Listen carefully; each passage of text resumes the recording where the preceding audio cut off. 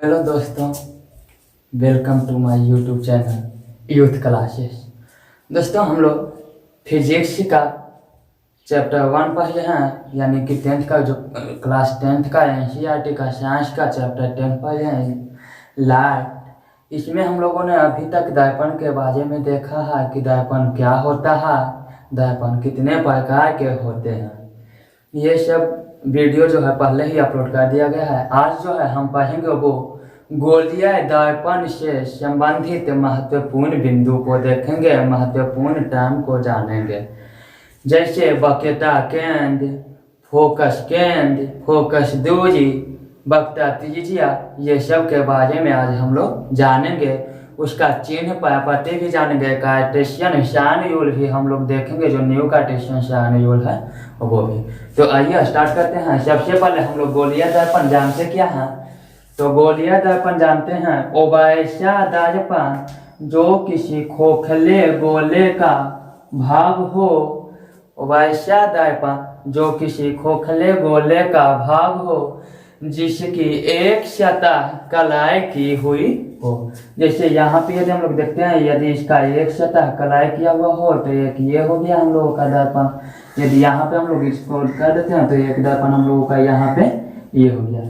जिसके परावर्तक सतह उठा हुआ हो, उभया हुआ हो, उसे हम लोग उत्तल दर्पण बोलते हैं, और जिसकी परावर्तक सतह धंसी हुई हो उसे हम लोग अवतल दर्पण यानी कि कॉनकेव मिरर बोलते हैं। तो इससे संबंधित जो महत्वपूर्ण बिंदु है, महत्वपूर्ण इंपॉर्टेंट पॉइंट जो है उसको हम लोग देखेंगे। सबसे पहला जो है हम लोगों का वो देखिएगा,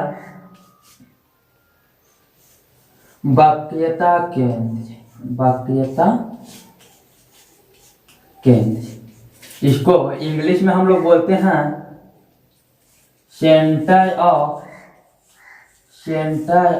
कर्वेचर।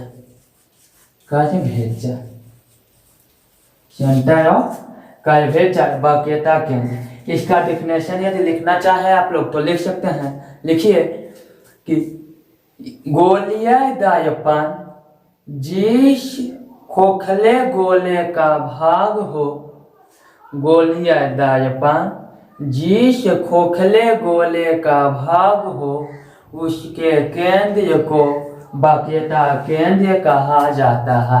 जैसे मान लिया जाए कि ये वाला गोलीय दर्पण है, यानी ये उत्तल है, जिसको इंग्लिश में कॉन्वेक्स बोलते हैं, कॉन्वेक्स मिरर। यदि बोलेगा कि इसका वक्रता केंद्र क्या है तो ये हम लोगों का इस गोला का बना हुआ, इसका जो केंद्र होगा यानी इसका केंद्र यदि ये हुआ तो इसका जो वक्रता केंद्र होगा ये दर्पण के लिए कौन होगा, यही होगा।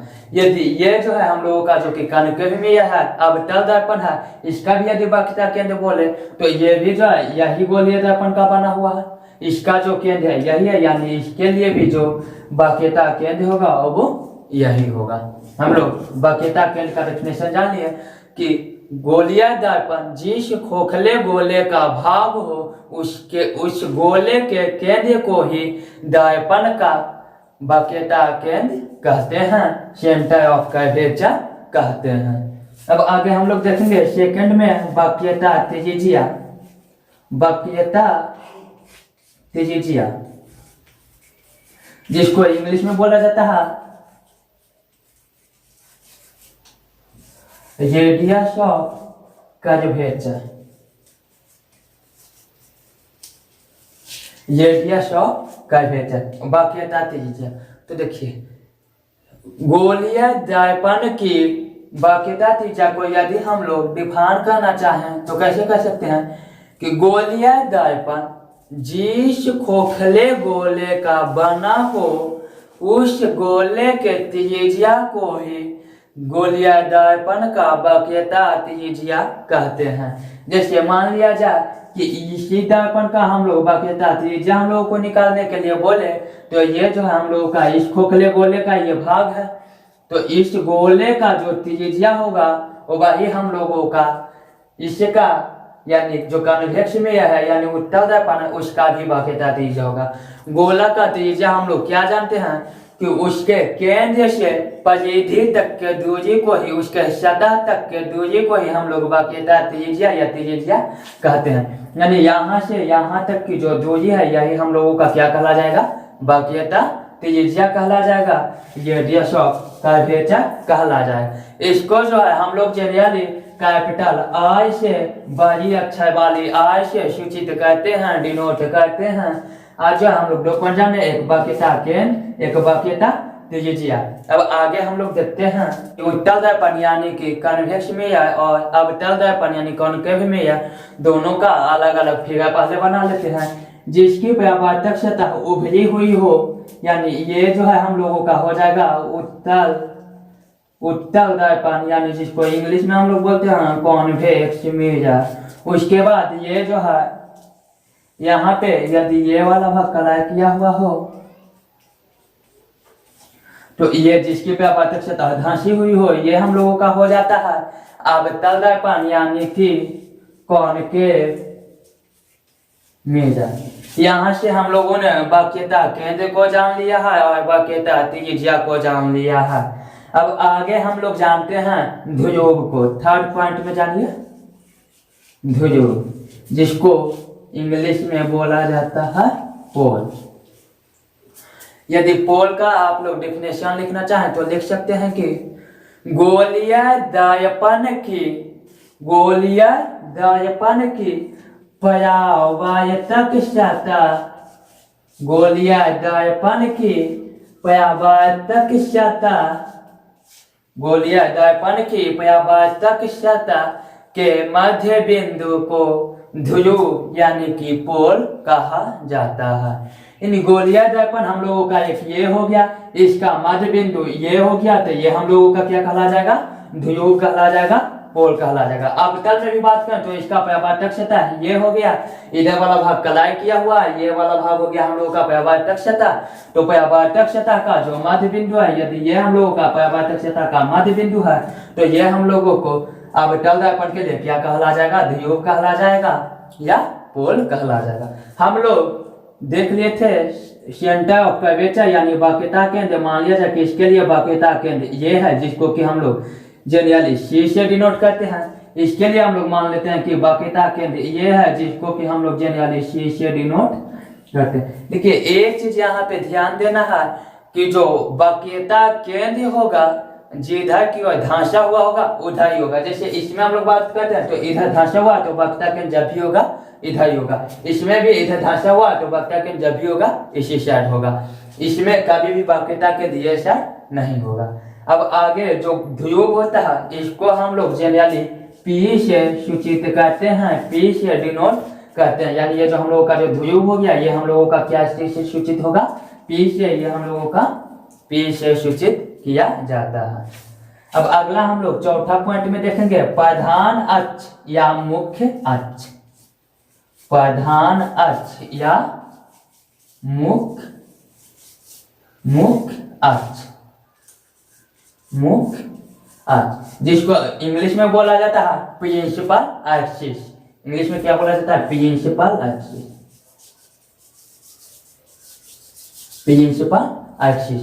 तो देखिए यहाँ पे जो है हम लोगों का प्रधान अक्ष या मुख्य अक्ष का डेफिनेशन क्या होगा, तो हम लोग इसका डेफिनेशन लिखना चाहे तो लिख सकते हैं कि गोलीय दर्पण के ध्रुव तथा उसके वक्रता केंद्र को मिलाने वाली रेखा या मिलाने वाली अक्ष को ही प्रधान अक्ष या मुख्य अक्ष कहा जाता है। क्या हम लोग बोले कि गोलीय दर्पण के ध्रुव तथा उसके वक्रता केंद्र को मिलाने वाली रेखा, यानी ये रेखा या तो अक्ष को ही मुख्य अक्ष या प्रधान अक्ष कहा जाता है। यानी ये हम लोगों का क्या हो गया, प्रधान अक्ष हो गया या तो मुख्य अक्ष हो गया। इसका भी देखेंगे तो गोलीय दर्पण के ध्रुव से वक्रता केंद्र को मिलाने वाली रेखा को ही मुख्य अक्ष या प्रधान अक्ष कहा जाता है। यानी ये हम लोगों का हो गया क्या, मुख्य अक्ष या प्रधान अक्ष। अब हम लोग आगे देखेंगे। देखिए अब हम लोग आगे देखते हैं। हम लोग क्या देख चुके थे, वक्रता केंद्र देख चुके थे, ध्रुव देख चुके थे, प्रधान अक्ष या मुख्य अक्ष देख चुके थे, वक्रता त्रिज्या देख चुके थे। वक्रता त्रिज्या क्या होता है, तो जिस खोखले गोले का जो दर्पण भाग होता है उसी की त्रिज्या को वक्रता त्रिज्या कहते हैं। या तो हम लोग वक्रता त्रिज्या का एक और डेफिनेशन लिख सकते हैं कि गोलीय दर्पण के ध्रुव से बाक्यता केंद्र तक की दूरी को बाक्यता त्रिज्या कहा जाता है। यानी यहाँ से लेकर के ये वाला से यहाँ से लेकर यहाँ तक की जो दूरी होगा इसको हम लोग क्या बोलेंगे, बाक्यता त्रिज्या यानी रेडियस ऑफ कर्वेचर, जिसको कि कैपिटल आर से डिनोट किया जाता है। ये हम लोगों का हो जाएगा बाक्यता त्रिज्या, जिसको कि हम लोग कैपिटल आर से डिनोट करते हैं। अब आगे हम लोग पढ़ेंगे जो इम्पोर्टेंट है वो पढ़ेंगे फोकस बिंदु या फोकस। हम लोग का फोकस क्या होता है या फोकस बिंदु क्या होता है? तो फोकस बिंदु होता है अनंत से आ रही प्रकाश की किरण, अनंत से आ रही प्रकाश की किरण परावर्तन के बाद, चलिए यहाँ पे ये प्रधान अच्छा नहीं होगा, मिडल में होगा, यानी यहाँ पे हम लोग ले लेंगे अनंत से आ रही प्रकाश की किरण परावर्तन के बाद प्रधान अक्ष या मुख्य अक्ष को जिस बिंदु पर मिले या जिस बिंदु पर काटे उसी बिंदु को हम लोग फोकस बिंदु कहते हैं। यानी अनंत से जब भी प्रकाश किरणें आती है तो वो समानांतर आती है प्रधान अक्ष की। ये अनंत से आ रही प्रकाश की किरणें जब दर्पण पे पड़ेगा, चिकनी या चमकीली सतह पे पड़ेगा, तो वो पुनः अपने ही माध्यम में वापस लौट जाएगा। यानी यहाँ से टकराने के बाद जब ये वापस लौटेगी तो मुख्य अक्ष या प्रधान अक्ष को जिस बिंदु पे ये काटे यही हम लोगों का क्या कहलाएगा, फोकस कहलाता है, जिसको कि हम लोग जनरली एफ से कैपिटल एफ से डिनोट करते हैं। हम लोगों का फोकस क्या हो गया, अनंत से आ रही प्रकाश की किरणें परावर्तन के बाद मुख्य अक्ष या प्रधान अक्ष को जिस बिंदु पर काटे वो भाई हम लोगों का फोकस कहलाता है। इसमें ये हम लोगों का फोकस हो गया, ये हम लोगों का ध्रुव हो गया, ये हम लोगों का बाक्यता केंद्र हो गया, ये रेडियस ऑफ कर्वेचर हो गया, यहाँ से यहाँ तक की दूरी हम लोगों का कैपिटल आर हो गया, यानी कि रेडियस ऑफ कर्वेचर हो गया। अब जो आगे हम लोग पढ़ेंगे वो पढ़ेंगे फोकल लेंथ यानी कि फोकस दूरी। फोकस दूरी जिसको इंग्लिश में हम लोग बोलते हैं फोकल लेंथ, फोकल लेंथ। तो फोकस दूरी यानी फोकल लेंथ हम लोगों का क्या होता है, तो दर्पण के ध्रुव से, गोलीय दर्पण के ध्रुव से फोकस तक की दूरी को फोकस दूरी कहते हैं। दर्पण के ध्रुव से फोकस तक के दूरी को हम लोग फोकस दूरी कहते हैं। यानी ये हम लोगों का हो गया फोकस दूरी, जिसको कि स्मॉल एफ से डिनोट किया जाता है। देखिए ये हम लोगों का कौन सा दर्पण है, अवतल दर्पण। अवतल दर्पण में तो परावर्तन के बाद प्रधान अक्ष को काटता है, लेकिन हम लोग यदि उत्तल दर्पण का बात करेंगे तो उत्तल दर्पण में परावर्तन के बाद प्रधान अक्ष को वो काटता नहीं बल्कि काटते हुए प्रतीत होता है। यानी फोकस के डिफिनेशन में यदि सुधार करके लिखना चाहें तो लिख सकते हैं कि फोकस किसी दर्पण के प्रधान अक्ष का वह बिंदु है जिस पर कि कोई भी प्रकाश की अनंत से आ रही प्रकाश की दर्पण पे पड़ने के बाद उस बिंदु को काटती है या काटती हुई प्रतीत होती है, उसे हम लोग क्या कहते हैं, फोकस कहते हैं। अब तल दर्पण में हम लोग देख चुके हैं, अब हम लोग उत्तल की बात करेंगे। उत्तल में देखिए अब हम लोग आगे देखेंगे उत्तल दर्पण में फोकस दूरी किधर होगा, फोकस बिंदु किधर होगा। तो ये हम लोगों का हो गया उत्तल दर्पण।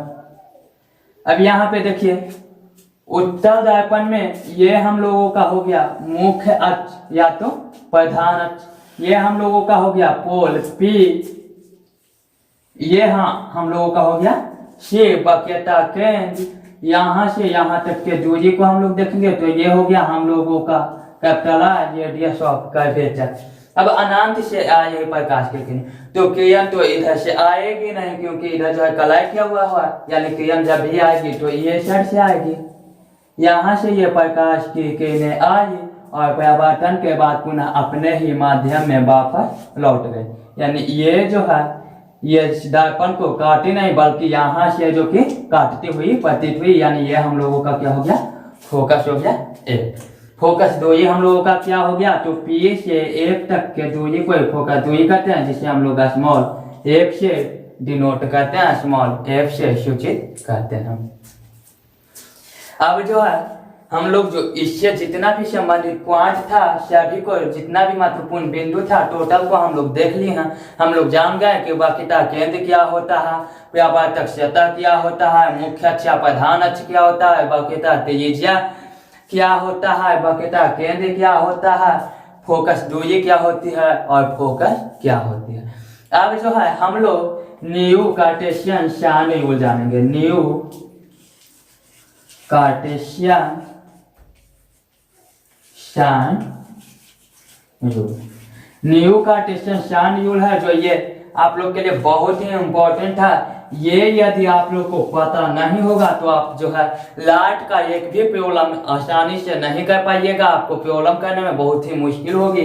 यानी ये जो है आप हर हाल में ध्यान देकर देखिए कि ये न्यू कार्टेशियन शान यूल क्या होता है। देखिए अब हम लोग देखेंगे न्यू कार्टेशियन शान यूल। न्यू कार्टेशियन शान यूल, बहुत सा लोग ये बता देते हैं कि ये जो है हम लोगों का हो गया, ये साइड यदि होगा तो पॉजिटिव में होगा, ये साइड होगा तो निगेटिव में होगा, ऊपर होगा तो पॉजिटिव में होगा और नीचे होगा तो निगेटिव में होगा। लेकिन ये जो है हम लोगों का गलत हो जाता है। गलत कहाँ पे होता है जो देखिए, यदि हम लोग बात करते हैं अवतल दर्पण की तो ये हो गया हम लोगों का कौन सा दर्पण, अवतल दर्पण। हम लोगों का ये भी जो है ये भी हम लोगों का कौन सा दर्पण हो जाएगा, अवतल दर्पण। अब एक बात है, इसका जो फोकस होगा अनंत से आए हुए प्रकाश की किरण परावर्तन के बाद जिस बिंदु पे काटे, यानी ये होगी। इसमें भी जो होगा फोकस क्या होगा, अनंत से आए हुए प्रकाश की किरण परावर्तन के बाद जिस बिंदु पे काटे, यानी ये होगी। तो अब एक बात बताइए कि अवतल दर्पण के लिए ये साइड यदि हम लोग लेते हैं तो क्या होता है, निगेटिव। यानी फोकस दूरी जो इसमें होता है वो क्या होता है हम लोगों का, निगेटिव। लेकिन और भाई इस दर्पण में हम लोग बात करते हैं तो ये साइड पॉजिटिव, यानी ये साइड जब हम लोग लेते हैं तो क्या आ जाता है, पॉजिटिव। यानी अवतल दर्पण के लिए ही फोकस दूरी निगेटिव भी और पॉजिटिव भी, ये संभव है क्या, ये संभव नहीं है। यानी ये जो कॉन्सेप्ट है हम लोगों का क्या है, गलत है। न्यू कार्टेशियन शान यूल ये नहीं कहता है। भारतीय भवन में जो दिया हुआ है वो यही कॉन्सेप्ट दिया हुआ है जो कि हम लोगों का गलत है। न्यू कार्टेशियन शान यूल क्या कहता है, जो देखिए न्यू कार्टेशियन शान यूल कहता है कि यदि जो हम लोग जितना भी दूरी होगा,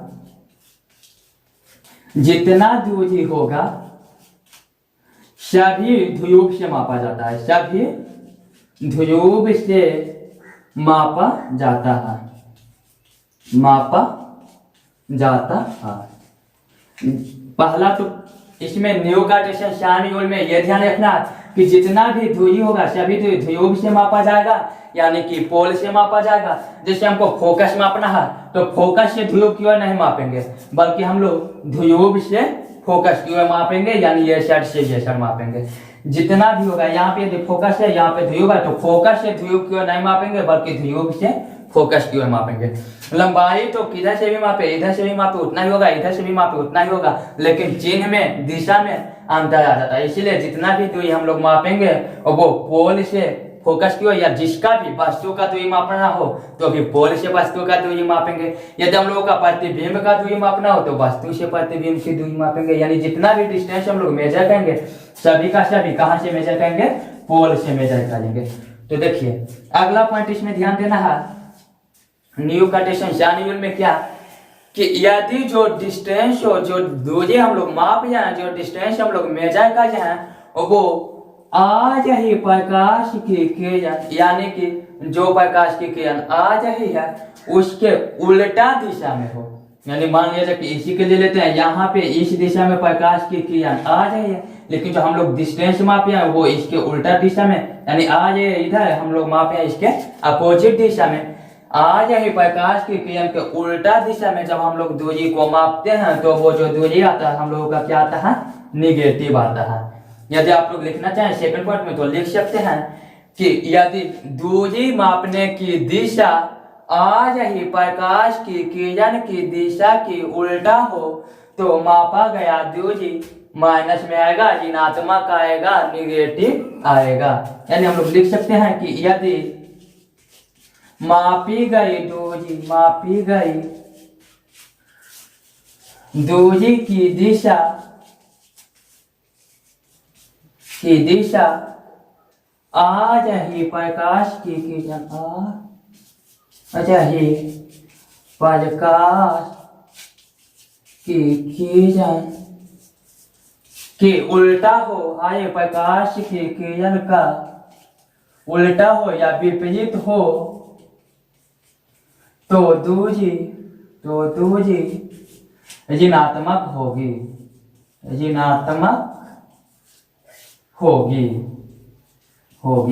यानी देखिए, यदि हम लोग अवतल दर्पण की बात करते हैं, अवतल दर्पण में प्रकाश की किरण तो इस दिशा से इधर की ओर आ रहा, लेकिन जो हम लोग डिस्टेंस मापे हैं फोकस दूरी का, वो ध्रुव से आ रही प्रकाश की किरण के उल्टा दिशा में मापे हैं। यानी जो हम लोगों का फोकस दूरी होगा अवतल दर्पण में क्या होगा, निगेटिव होगा। यहाँ पे भी हम लोग देख लेते हैं कि प्रकाश की किरण तो ये दिशा में आ रहा है, लेकिन जो हम लोग डिस्टेंस मापे हैं आज ही प्रकाश की किरण के उल्टा दिशा में मापे हैं, अपोजिट दिशा में। क्योंकि हम क्या बोले कि जितना भी दूरी मापेंगे पोल से मापेंगे, तो ये हम लोग क्या उल्टा दिशा में मापे हैं, तो इसके लिए जो यहाँ पे हमारा फोकस दूरी हो जाएगा, ये भी क्या हो जाएगा, निगेटिव हो जाएगा। क्योंकि जो हम लोग दूरी मापे हैं उसका दिशा आज ही प्रकाश की किरण की दिशा का अपोजिट है, उल्टा है।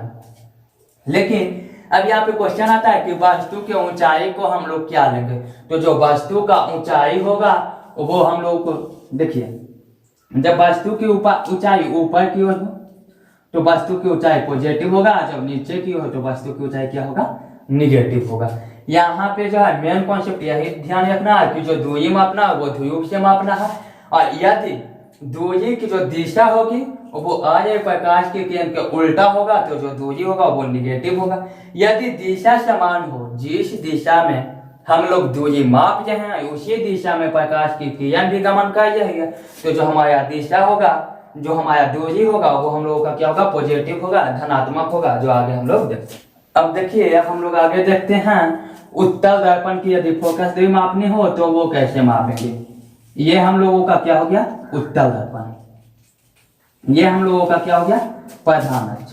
यहाँ से जब प्रकाश की किरणें जाएगी तो परावर्तन के बाद ये वापस अपने ही माध्यम में लौट जाएगी, ये यहाँ पे मिलती हुई प्रतीत होगी। यानी ये हम लोगों का एफ हो गया, ये हम लोगों का ध्रुव हो गया। तो थर्ड पॉइंट में लिखेंगे कि यदि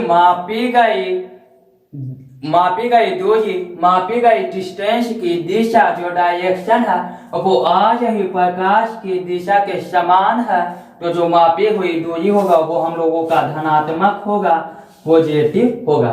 जैसे देखिए, हम लोग दूरी जो मापेंगे कहाँ से मापते हैं, ध्रुव से, तो यहाँ से जब हम लोग दूरी मापेंगे तो इस डायरेक्शन में मापेंगे, प्रकाश की किरण भी इसी डायरेक्शन में आ रही है। यानी मापी गई दूरी का दिशा तथा आ रही प्रकाश की किरण का दिशा दोनों समान है, इसीलिए ये जो दूरी मापा जाएगा हम लोगों का क्या होगा, पॉजिटिव होगा। यानी जो उत्तल दर्पण होता है, उत्तल दर्पण की फोकस दूरी हम लोगों का क्या होता है, पॉजिटिव होता है। यहाँ से ही इंपॉर्टेंट ऑब्जेक्टिव पूछता है कि अवतल दर्पण की फोकस दूरी होती है धनात्मक, ऋणात्मक, या तो धनात्मक या तो ऋणात्मक, या इनमें से कोई नहीं। तो क्या होता है, जो अवतल दर्पण होता है उसका हम लोग पीछे देख चुके हैं कि क्या होता है, ऋणात्मक होता है। लेकिन यदि पूछेगा क्वेश्चन कि उत्तल दर्पण की फोकस दूरी होती है धनात्मक, ऋणात्मक, या ऋणात्मक या दोनों, तो जो उत्तल दर्पण का होता है फोकस दूरी हम लोगों का क्या होता है, धनात्मक होता है। उत्तल दर्पण की फोकस दूरी क्या होती है, धनात्मक होती है। देखिए, न्यू का क्वेश्चन रूल है, ये बहुत ही इंपॉर्टेंट है, इसको ध्यान दीजिएगा। ठीक है, आज के क्लास में